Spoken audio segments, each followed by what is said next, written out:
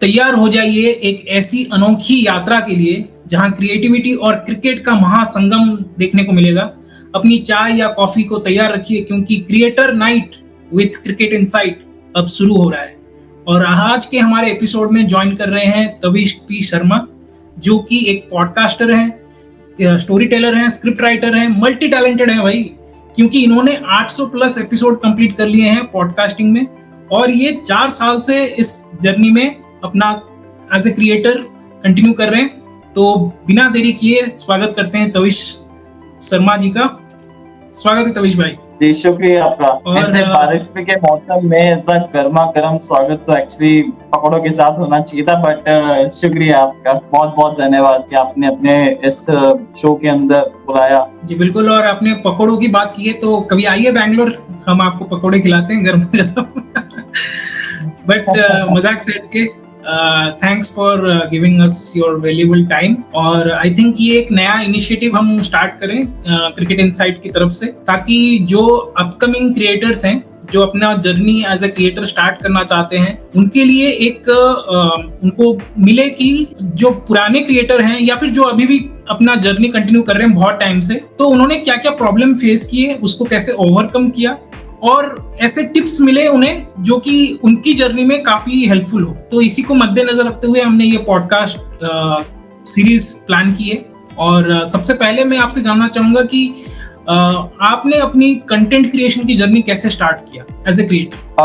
अगर as a podcaster की बात कर रहे तो 20 जुलाई 2021 को पहला एपिसोड लॉन्च हुआ था #तविश का। और अगर आप वैसे पूछना चाह रहे हो कि मैंने किस तरीके से मेरा उस फील्ड में इंटरेस्ट किया, तो बेसिकली 2020 मार्च का महीना, लॉकडाउन से पहले मेरे को ऑफर आया था रूटर की तरफ से एज अ कमेंटेटर के तौर पे for India versus south Africa.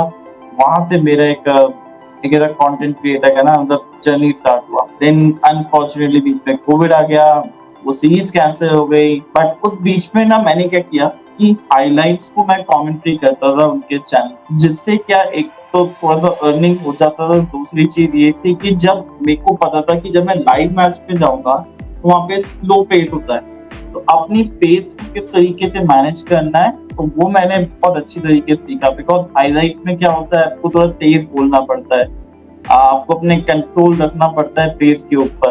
But यहाँ पे लाइव के अंदर आप बोल सकते हैं थोड़ा धीमे भी, और हर एक चीज अच्छी तरीके से डिटेल्ड होती है। तो वहां पे वो चीज मेरे को बहुत काम आई, जो मैंने 3-4 महीने लगातार जो क्रिकेट नहीं हुआ था उसमें मैंने फिर जब बीच में चालू किया था। एंड फिर जब चलते चलते शो चालू हुआ, हम हॉपर पे पहली दफा एपिसोड लॉन्च किया था 20 जुलाई 2021 को। वो इंडिया वर्सेस इंग्लैंड का स्क्वाड एनालिसिस था, और 20 मतलब जो 800वां एपिसोड था वो भी इंडिया वर्सेस इंग्लैंड का 3rd टेस्ट मैच का रिव्यू था। तो एक फुल सर्कल कंप्लीट हुआ है वो, एक तरीके से देखा जाए तो पहले एपिसोड से 800वें एपिसोड पे। जी बहुत ही शानदार जर्नी रही है। और हमारा तो यही विश रहेगा कि ये 800 पे आप मत रुको, आप इसको 8000 80,000 जितना आगे बढ़ा सकते हो बढ़ाओ, और आपके साथ आपके कम्युनिटी बिल्ड हो, दर्शक जुड़ते रहें।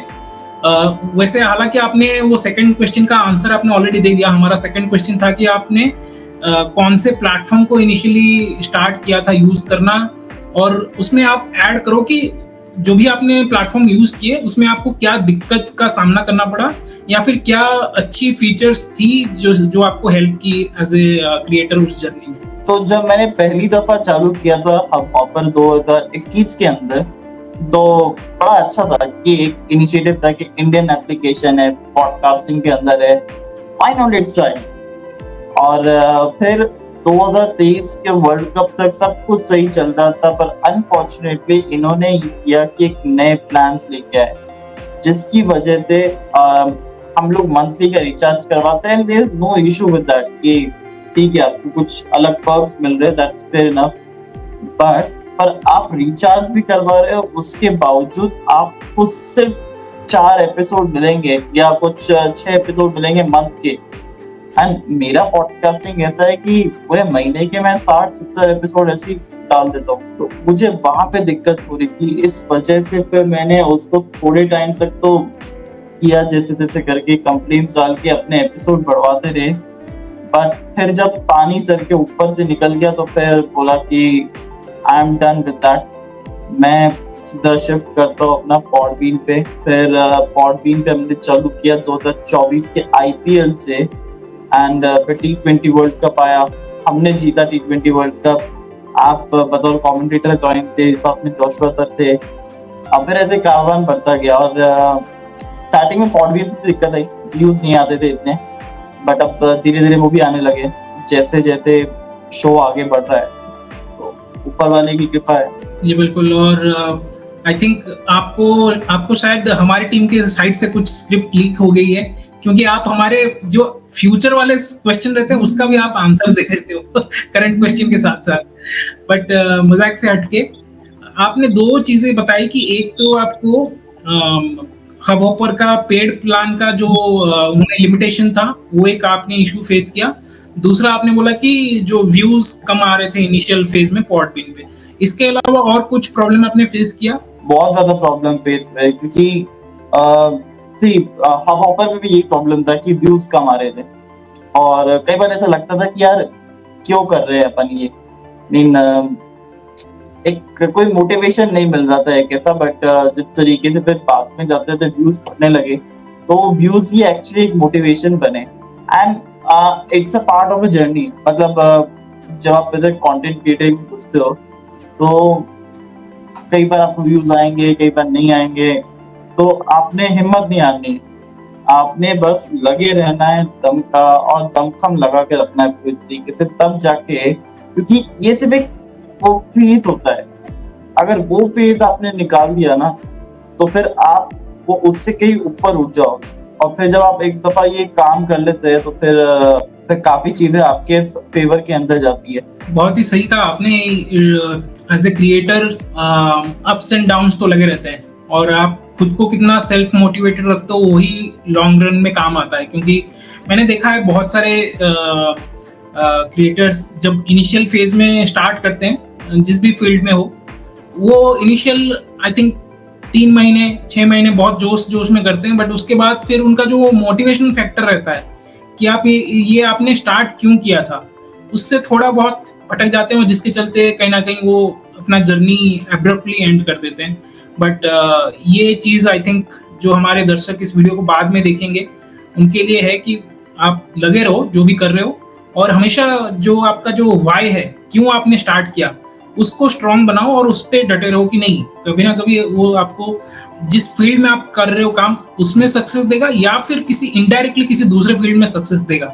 मेहनत कभी भी ऐसे जाया नहीं जाती है, हार्डवर्क का आपको हमेशा कुछ ना कुछ फल मिलेगा।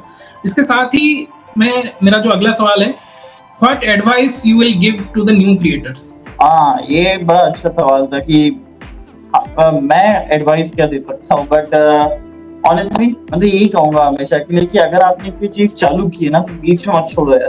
कि जब आप छोड़ते हो ना, तो ये दर्शाता है कि या तो आपके वो जुनून नहीं था, या फिर दूसरी चीज था, वो एक क्लियर माइंडसेट नहीं था, वो क्लियर विजन नहीं था। जैसे हैरी लोग आके कहते हैं ना कि हिंदुस्तान के अंदर वो विजन का प्रॉब्लम रहता है, एयर क्वालिटी का। तो वैसा वो कहीं आपकी जो विजन है उसमें कहीं पॉल्यूशन ना आ जाए, बस ये चीज का ध्यान रखना है। क्योंकि कई बार होएगा आपके साथ कि व्यूज नहीं आ रहे होंगे, चैनल बिल्कुल डाउन चले जाएगा, पर फिर सडनली एक दिन ऐसा लगेगा कि यार चैनल तो ऊपर चल रहा है, अब तो होगा। बट वो चीजें करने के लिए वो एक तरह पेंडुलम जैसा साइकिल होता है। कभी जिंदगी आपको ऊपर रोलर कोस्टर की तरह ऊपर लेके जाती है, फिर नीचे लेके आती है, फिर धड़ाम से ऊपर लेके जाती है, and at the end of the day, at the end of the circle, वो आपको वापस से उसी पोजीशन पे खड़ा करती है जहाँ पे आप खड़े हुए थे। अगर आपने छोड़ दिया तो फिर आपका साथ छूट जाता है, बट अगर आप लगे रहते तो फिर कुछ एक नया फल मिलता है। इससे सबको कुछ ना कुछ सीखना चाहिए, एज ए क्रिएटर भी, as a normal human being भी, कि आप अपनी जर्नी को कंटिन्यू कीजिए। और इसके साथ मैं जानना चाहूंगा तविश भाई कि आपने अब तक एज ए पॉडकास्टर कितने आपको कुछ अवार्ड्स एंड रिकॉग्निशन मिले हैं, और आपने मतलब वो क्या प्रोसेस रहता है, क्योंकि जब भी कोई अपना पॉडकास्टिंग जर्नी स्टार्ट करता है उसका नेक्स्ट स्टेप यही रहेगा ना कि वो उसको कैसे रिकग्निशन मिलेगी, लोग कैसे जानेंगे। तो आप थोड़ा बताओ कि आपको कैसे और कहाँ अवार्ड्स मिले हैं, और नेटवर्किंग कितना मायने रखती है, मतलब वो अवार्ड्स शो अटेंड करना, वहाँ पे आप कितने कनेक्शन बिल्ड करते हो, ये सब कितना मायने रखता है? जी, बहुत माइंड करता है ये चीज़।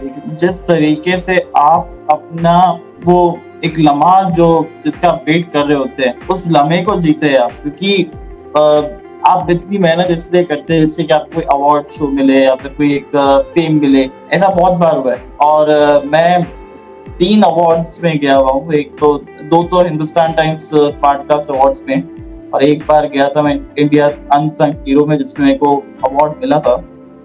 एंड वो तो मेरे लिए बड़ा ही खूबसूरत लम्हा था वो, क्योंकि वो मेरा फर्स्ट अवार्ड है पॉडकास्टर के तौर पे। एंड उसका सर्टिफिकेट, उसका मेडल, नॉट मेडल बट एक प्लेट, वो एक निशानी थी जो कि इस शो को मिली थी।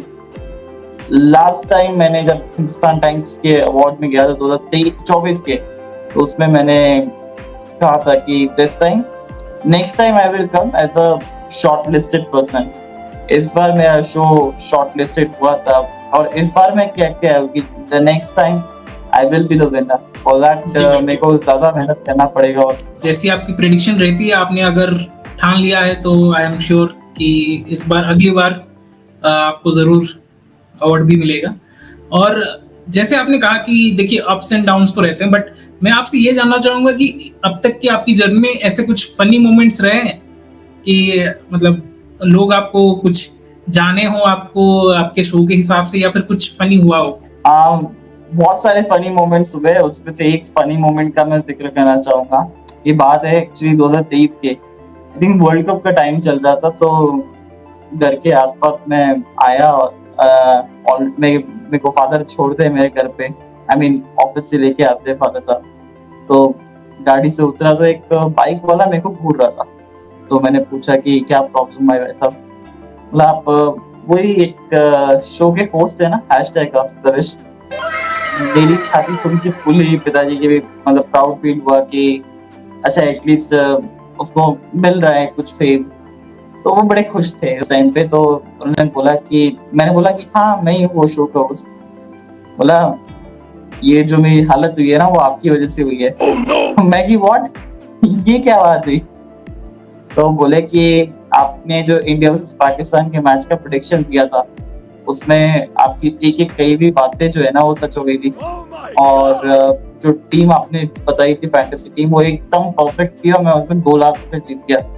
मैं अच्छी खासी जॉब कर रहा था, मैंने जॉब छोड़ दी, रिजाइन मार दिया, और उस तरीके से रिजाइन मारा कि पूछो ही मत।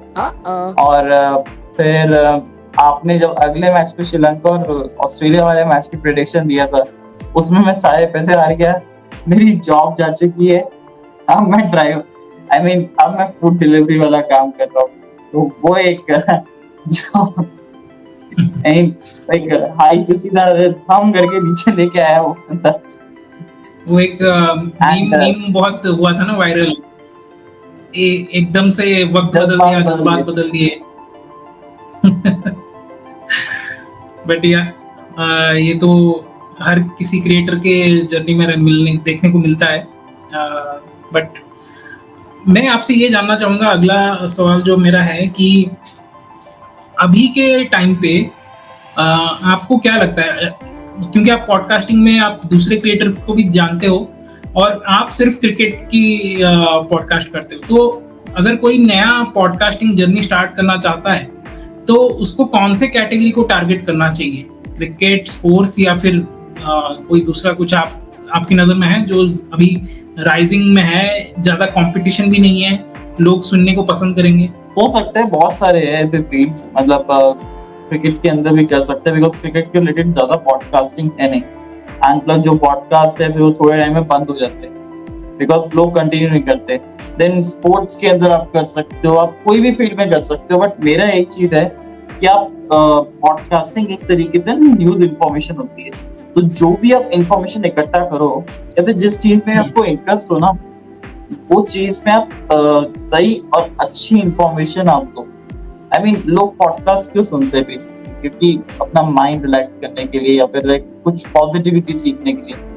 बट इस चीज में नेगेटिविटी ना लाए, पॉजिटिवली बात करे, पॉजिटिवली चीजों को दे, प्रेजेंट करे अपनी चीजों को, साथ में सच्ची चीजें दे। आई मीन कई बार चीजें अच्छी होगी, कई बार चीजें बुरी होगी, बट सच्ची चीजों को आप रिप्रेजेंट करें, because truth are always better. But at least फिर आपकी ऑडियंस को आपके ऊपर बिलीव रहेगा कि ये जो भी इंफॉर्मेशन देता है वो ट्रू देता है। ऐसा नहीं कि हमारी प्रेडिक्शन खराब होती है, हमारी प्रेडिक्शन भी बहुत खराब होती है, पर हम जो देते हैं ना, बेसिकली प्रेडिक्शन खराब क्यों होती है? बिकॉज टीम खराब करती है। अब वो टीम का अच्छा करना, वो बुरा करना, वो हमारे हाथ में नहीं, वो टीम के हाथ में। पर हमारे हाथ में क्या है कि एक अच्छी इंफॉर्मेशन प्रोवाइड करना कि ये ऐसे ऐसे पोजीशन है, ऐसा ऐसा इक्वेशन बैठ सकता है, आप इस तरीके से ऐसे करिए।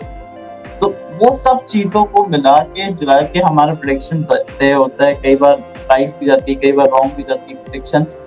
पर जो मेन फोकस हमारा रहता है कि वो एक अच्छा नॉलेज देना, एक अच्छा क्रिकेटिंग टर्म बताना कि किस तरीके से वो चीजों होने वाली। तो जो भी अपना पॉडकास्ट चालू कर रहे हैं, ये चीज का जरूर ध्यान रखिए कि सही खबरें और अच्छी खबरें दें। बिकॉज अगर आप न्यूज वाला कर रहे हैं ना, तो फिर तो आपके लिए बहुत जरूरी हो जाता है कि सच्ची खबरों को ही आप बढ़ावा दें। जब तक आपके पास वो 100% रिलायबल न्यूज के सोर्सेस नहीं आते, तब तक आप मत करिए। मेरा नेक्स्ट सवाल इसी से रिलेटेड था कि मैं आपसे पूछना चाहता था, जब आप बोल रहे हो कि न्यूज सोर्सेस, सही रिलायबल सोर्सेस से आप न्यूज लो, तो आप जब आप क्रिकेट का ही एग्जांपल लेते हैं, आप क्योंकि आप क्रिकेट का ही कर रहे हो, तो क्रिकेट का आप कौन से ऐसे रिलायबल सोर्सेस से आप न्यूज लेते हो और जिनके बेसिस पे फिर आप अपना podcasting may be match preview या फिर कुछ अपडेट्स देना हो, तो आप बताओ थोड़े कुछ सोर्सेस।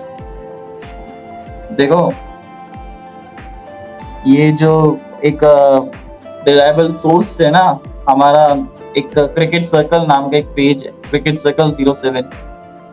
ये बड़ा अच्छा रिलायबल न्यूज देता है। आई मीन इसका 99% जो है वो हमेशा राइट खबरें निकल के लाती है, और एक क्रिकेट इनसाइट भी है। ये दो रिलायबल सोर्सेज है जिनको मैं बड़ा विश्वास करता हूँ। मैं एडिटर्स को बोलूंगा कि वो स्क्रीन में ऐड कर दे ये दोनों पेज। बट या अगला सवाल मेरा ये है तविश भाई कि एज ए पॉडकास्टिंग जर्नी आप जब स्टार्ट कर रहे थे, तो आपने प्रैक्टिस कैसे किया? मतलब वॉइस मॉड्यूलेशन, या कभी कभी होता है ना कि खुद से अपनी वॉइस रिकॉर्ड करके सुनो ना, तो लगता है कि यार क्या बेकार आवाज है मेरी। टू बी ऑनेस्ट, मुझे स्टार्टिंग में मेरा वॉइस बहुत ही गंदा लगता था, ठीक है।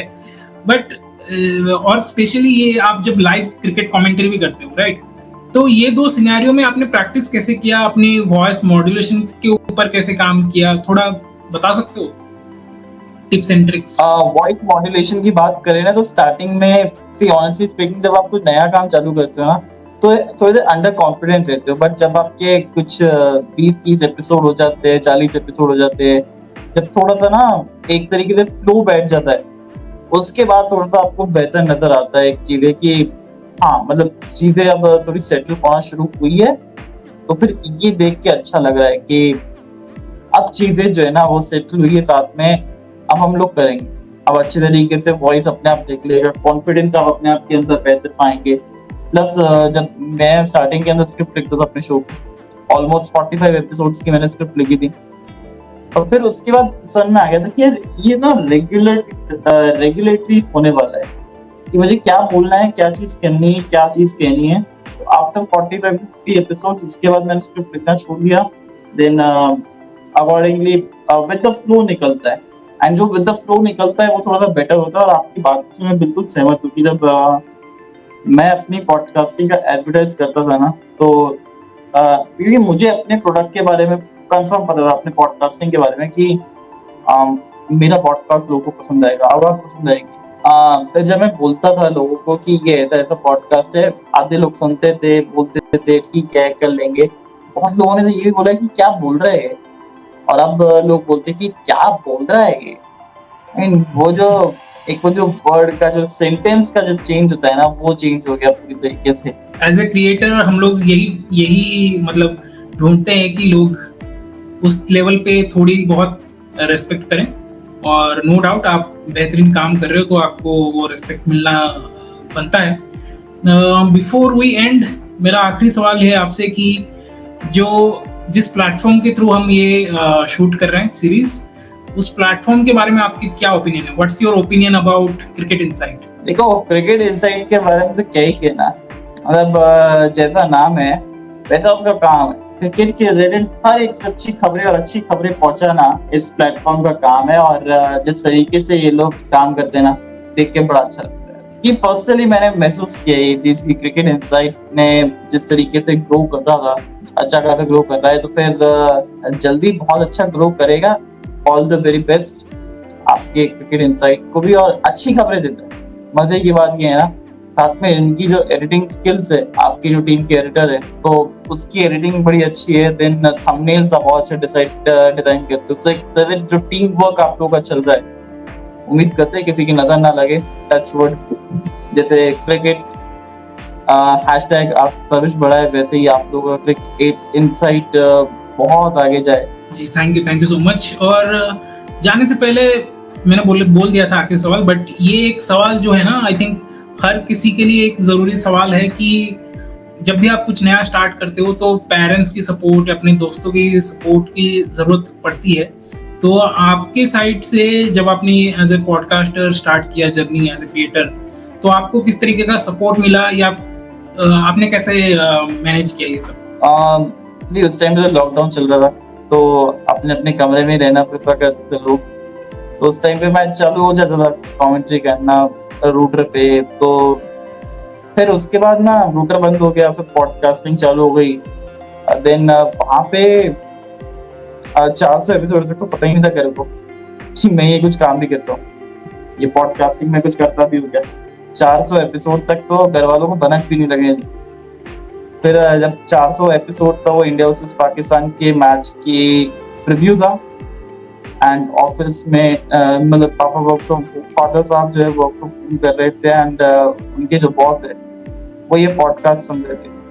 तो उनको, पिताजी को जो है वो आवाज बड़ी सुनी सुनी सी नजर आई, मतलब सुनी सुनी सी लगी। तो उन्होंने उसका नाम पूछा पॉडकास्टिंग का, तो उन्होंने बताया हमारे सन ने, मतलब फादर साहब के सन ने।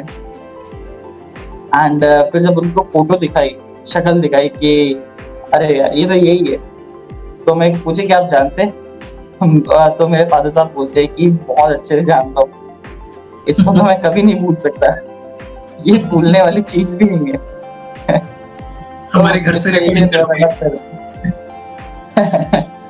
जिसको आप जगह जगह सुनते हो, वो हमारे घर में ही रहते हैं। हमारे घर में पला बड़ा है। बढ़िया रोचक कहानी थी। अभी तक घर वालों को ये नहीं पता कि पॉडकास्ट के 800 एपिसोड भी हो गए, 4 साल भी पूरे हो गए, क्योंकि घर में किसी को इंटरेस्ट ही नहीं है ना क्रिकेट का, सिर्फ मेरे को ही। कुछ ऐसे मोमेंट्स आपने दिए हैं तो आई थिंक ऑब्वियसली प्राउड होंगे, और जब भी आप और आगे तरक्की करोगे तो उनको और भी प्राउड फील होगा। तो आई थिंक इसके साथ ही इस एपिसोड को यहाँ पे एंड करते हैं। थैंक यू तविश भाई हमारे साथ जुड़ने के लिए और अपनी जर्नी हमारे साथ शेयर करने के लिए, और होपफुली जितने भी हमारे दर्शक हैं उनको मजा आया होगा। और कमेंट करके जरूर बताइएगा कि आपको इसमें से क्या सीख मिली, या फिर अगर आपका पॉडकास्टिंग से रिलेटेड कोई भी सवाल है तो जरूर कमेंट कीजिए, तविश भाई सभी सवालों का जवाब देंगे। और आप हमारे डिस्क्रिप्शन से उनका इंस्टाग्राम चैनल का भी आपको लिंक मिल जाएगा, तो अगर आप कमेंट नहीं करना चाहते हो इंस्टाग्राम में डायरेक्ट रीच आउट कर सकते हो। और ऐसे ही मजेदार और भी एपिसोड्स मिलेंगे, और भी दूसरे क्रिएटर्स अलग अलग फील्ड से, मोस्टली क्रिकेट बट अलग फील्ड से। कोई हो सकता है यूट्यूब में अच्छे क्रिएटर हों, इंस्टाग्राम में अच्छे क्रिएटर हों, उनकी जर्नी हम आपके सामने लेके आएंगे, और होपफुली आपको उसमें से भी बहुत कुछ सीखने को मिलेगा। तो ऐसे ही बने रहिए हमारे साथ और सपोर्ट कीजिए क्रिकेट इनसाइट को। Stay tuned, take care, good bye.